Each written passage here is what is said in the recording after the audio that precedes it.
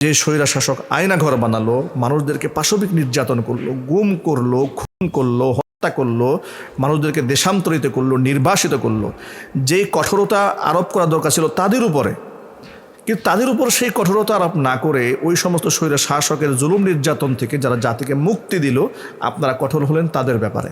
তাহলে অবশ্যই আপনাদের ইনসাফের উপরে জাতির প্রশ্ন উঠে। এই জন্য সরকার প্রধানকেও বলছি যে আপনারা যে কঠোরতা এনসিপির উপর দেখাচ্ছেন, এনসিপির উপরে এই কঠোরতা না দেখিয়ে আপনারা স্বৈরা শাসকের উপরে এবং স্বৈরাতন্ত্রের সাথে যারা জড়িত ছিল, ফ্যাসিস্ট যারা রয়েছে, তাদের উপরে এই কঠোরতা আরোপ করুন। তাহলে জাতির কাছে আপনারা শ্রদ্ধার পাত্র হবে। তারা যে জীবনের ঝুঁকি নিয়ে রাজপথে নেমে মিছিল করেছে, সংগ্রাম করেছে, নেতৃত্ব দিয়েছে, এই হাসনাত আবদুল্লাহ তো বলেছে যে আমাদেরকে মেরে আমাদের লাশের উপর দিয়ে আপনাদের যেতে হবে। জীবনের ঝুঁকি নিয়ে যারা এইভাবে কথাবার্তা বলেছে, আজকে আপনারা তাদের বিরুদ্ধে কথাবার্তা বলছেন, অথচ স্বৈরা শাসক যারা ছিলেন তাদের বিরুদ্ধে আপনাদের কোনো আওয়াজ নেই, তাদের বিরুদ্ধে তেমন কোনো ভূমিকা নেই। আজকে সরকারকে এই ব্যাপারে ধন্যবাদ দিতে হয় যে আন্তর্জাতিক অপরাধ ট্রাইব্যুনালের প্রসিকিউটরের নেতৃত্বে আমরা দেখেছি আয়নাঘরগুলোকে অবমুক্ত করা হয়েছে। অর্থাৎ সেখানে জুলাই আগস্ট বিপ্লবের পরপরই যে আয়নাঘরগুলোকে ক্লোজ করে দেওয়া হয়েছিল, যাতে করে জাতির সামনে আয়নাঘরে বিভৎস চিত্র যেন প্রকাশিত না হয়, সেগুলোকে গতকালকে দেখেছি যে সেগুলোকে ভেঙে ফেলা হচ্ছে এবং কি তাদের দেয়ালগুলো যেগুলো তারা নতুন তুলেছিল সরিয়ে দিয়ে আয়নাঘরের বাস্তব চিত্রগুলো জাতির সামনে প্রকাশ করার চেষ্টা করছে। এনসিপি তাদের সদস্যদের উপরে যেভাবে বিএনপির কিছু তথাকথিত নেতৃবৃন্দরা হামলা করছে, বিভিন্ন সমাবেশে যাওয়ার পথে গাড়ি বহরে হামলা করছে, এটা আমার দৃষ্টিতে অত্যন্ত নিন্দনীয় এবং ঘৃণিত একটি কাজ। এনসিপির সাথে রাজনৈতিক দূরত্ব আমার ব্যক্তিগতও রয়েছে, অনেক বক্তব্যকেও আমি সমর্থন করি না। আর এটাই তো গণতন্ত্রের সৌন্দর্যতা যে আমরা ভিন্ন মত থাকতে পারে, কিন্তু কাউকে দমাতে গেলে সন্ত্রাসী কায়দায় তার গাড়ি বহরে হামলা করা, তাদের উপর শারীরিক নির্যাতন চালানো, তাদেরকে কষ্ট দেওয়া, তাদেরকে অবরোধ করে তোলা তাদের বিরুদ্ধে, এটা তো স্বৈরাচারের একটা প্রতিচ্ছবি মাত্র। এই কাজগুলোই তো আওয়ামী ফ্যাসিস্টরা বাংলাদেশে করেছিল। বিনিময়ে কি হয়েছে? তাদের বিরুদ্ধে গণজাগরণ তৈরি হয়েছে। আরেকটি কথা আমি বিএনপি সরকারকে বলতে চাই যে বিএনপি গত 16-17 বছর কী পরিমাণ মাজলুম হয়েছে, এটা তো আমরা অস্বীকার করি না। নিঃসন্দেহে বিএনপি সীমাহীন কষ্ট এবং দুর্ভোগ পোহিয়েছে। বিএনপির চেয়ারপারসন যিনি, তিনিও দীর্ঘদিন কারাবরণ করেছেন। এমনকি বর্তমান যিনি বিএনপি সরকারের প্রধান রয়েছেন জনাব তারেক রহমান সাহেব, তিনিও তো দেশান্তরিত ছিলেন, নির্বাসিত ছিলেন। তিনি তো তার মাকে ছাড়া থেকেছেন, তার মা অসুস্থ ছিল, তার মাকে দেখতে পর্যন্ত পারেননি। তাহলে এত কষ্ট তো তিনি করেছেন, তার দলের নেতাকর্মীরা করেছে। সীমাহীন নির্যাতনের শিকার হয়েছেন, গুম হয়েছেন, খুন হয়েছেন, আয়নাঘরে গিয়েছেন, রিমান্ডে নির্যাতিত হয়েছেন, ঘর ছাড়া থেকেছেন, বাড়ি ছাড়া থেকেছেন। এই কষ্ট তো বিএনপির সদস্যরা করেছেন। কিন্তু আমি যেটা বলতে চাচ্ছি যে সেই মাজলুম জনগোষ্ঠী যখন ক্ষমতায় এলেন, তখন তাদের কাছে এদেশের মানুষের প্রত্যাশা তো ব্যাপক, কিন্তু সেই প্রত্যাশা পূরণ করার ক্ষেত্রে আমি দেখতে পাচ্ছি যে তারা অনেকাংশেই ব্যর্থ হচ্ছে। তাদের সফলতার দিকগুলো রয়েছে, কিন্তু যদি আপনি এনসিপিদেরকে দমন করার জন্য যেভাবে আপনি উঠে পড়ে লেগেছেন, যদি আপনারা এভাবে স্বৈরা শাসক আওয়ামী জনগোষ্ঠীকে আপনারা যদি দমন করার জন্য এভাবে যদি উদ্যোগ গ্রহণ করতেন, জাতি আপনাদেরকে আরও বেশি মনে রাখতো, আপনাকে ধন্যবাদ জ্ঞাপন করত। নাসিরউদ্দিন পাটোয়ারির কিছু বক্তব্য হয়তো আপনার কাছে অশালীন মনে হতে পারে। রাজনৈতিক দৃষ্টিভঙ্গিতে মানুষ তো এক এক ধরনের কথাবার্তা বলেন, তবে নাসিরউদ্দিন অনেক ভালো কথাবার্তা তো বলেন। যদি একেবারেই সব খারাপ কথাই বলতো তাহলে তো জাতির কাছে এতটা গ্রহণযোগ্য হয়ে উঠতো না। আজকে নাসিরউদ্দিন পাটোয়ারি যেখানে যাচ্ছে গণজোয়ার তৈরি হচ্ছে, তার মানে হচ্ছে তিনি জনতার কথাগুলো তুলে ধরতে সক্ষম হচ্ছেন। মানুষের হৃদয়ের যে ভাষা রয়েছে সেই ভাষাগুলো নাসিরউদ্দিন পাটোয়ারি বলতে সক্ষম হচ্ছেন। তা যদি না হতো তাহলে তার এত জনসমর্থন কেন? তিনি একটা মসজিদে নামাজ পড়তে গেলে হাজার হাজার মানুষ এখানে জমা হয়ে যাচ্ছে কেন? তিনি কোনো সমাবেশে গেলে সেখানে এত মানুষ কেন জমা হয়ে যাচ্ছে? সুতরাং অবশ্যই তার ভালো কিছু দিক রয়েছে যে অন্যায়ের প্রতিবাদ করা, তা না হলে তো তার প্রতি মানুষের এত ভক্তি শ্রদ্ধা তৈরি হতো না। তবে হ্যাঁ, তার কিছু কিছু কথাবার্তা বলার ঢং, উপস্থাপনা, এগুলো আপত্তি রয়েছে, আমার ব্যক্তিগতভাবে রয়েছে। বিশেষ করে জনাব তারেক রহমান সাহেব, মাননীয় প্রধানমন্ত্রী যিনি, তার বিরুদ্ধে যখন কথাবার্তা বলেন, কিংবা তার মেয়ের ব্যাপারে যখন কথাবার্তা বলেন, তার স্ত্রীর ব্যাপারে কথাবার্তা বলেন, তখন তো একটু শালীনভাবে কথা বলা উচিত। একটা সভ্য সমাজের মধ্যে আপনি দেশের প্রধানমন্ত্রীকে নিয়ে অবশ্যই কথা বলতে পারেন, নাগরিক হিসেবে আপনার সে অধিকার রয়েছে, গণতান্ত্রিক অধিকার রয়েছে, কিন্তু কোনোভাবেই অশালীন কথাবার্তা বলা, এটাকে আমরা কোনোদিন সাপোর্ট করি না। সুতরাং আমি নাসিরউদ্দিন পাটোয়ারিকেও বলবো যে আপনি সামনের দিনগুলোতে অবশ্যই সম্মানের সাথে রাষ্ট্রের দায়িত্বশীল ব্যক্তিদেরকে শ্রদ্ধার সাথে কথাবার্তা বলবেন, দ্বিমত পোষণ করবেন সম্মানের সাথে।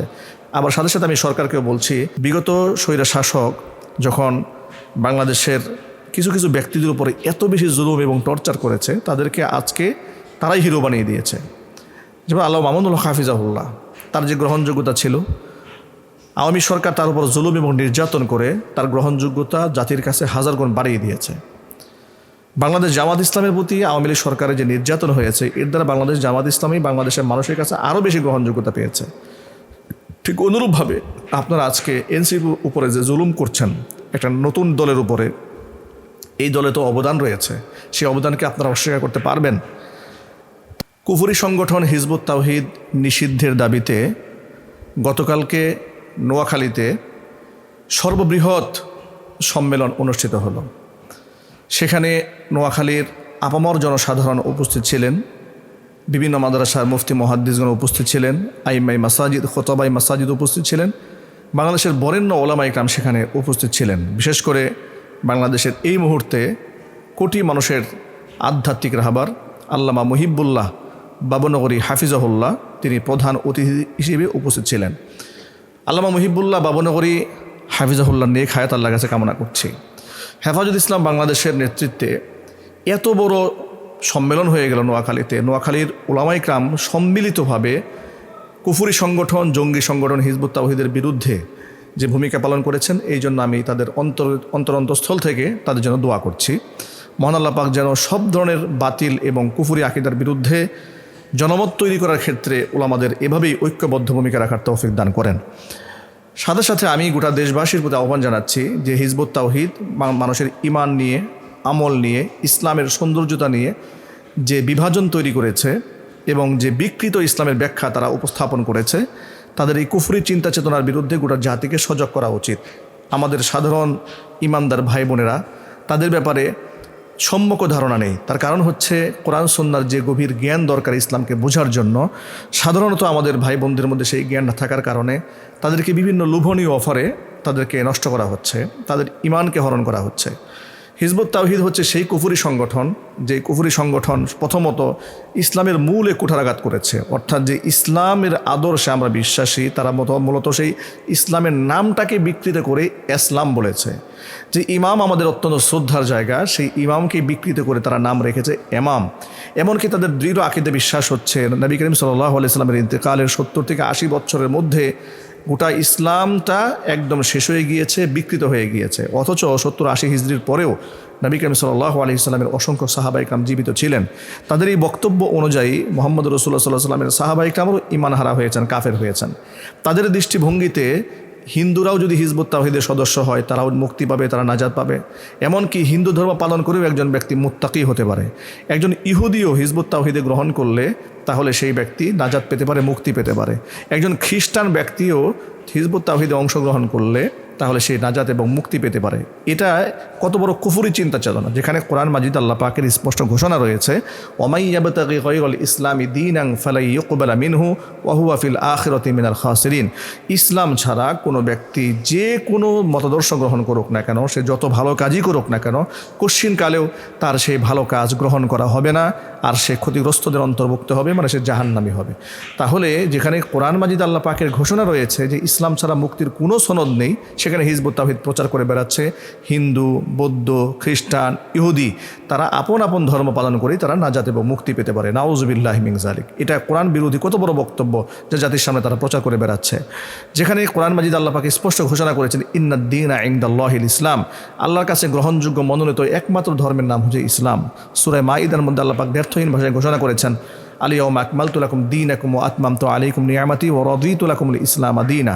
অর্থাৎ এখানে আল্লাহ পাক একমাত্র ইসলামকে তারা মনোনীত ধর্ম হিসেবে উল্লেখ করেছেন। সেখানে হিন্দু ধর্মের স্বীকৃতি প্রদান করা, এমনকি এর থেকে আরও জঘন্য কথা বলেছে যে হিন্দুরা যে রাম রাজ্যের স্বপ্ন দেখে, সে এই হুসাইন মোহাম্মদ সেলিম বলেছে রাম রাজ্য মানে হচ্ছে ইসলামের খেলাফতের যুগ। নাউযুবিল্লাহি মিন যালিক।